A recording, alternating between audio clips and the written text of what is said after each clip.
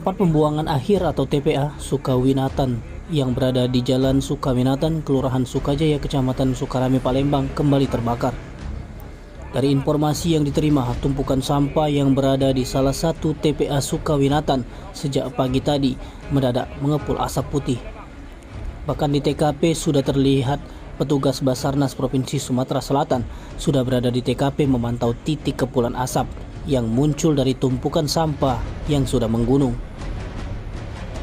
Selain itu, petugas pasukan kuning DLHK Kota Palembang juga terlihat di TKP berupaya memutus jabaran api yang hanya mengeluarkan asap putih.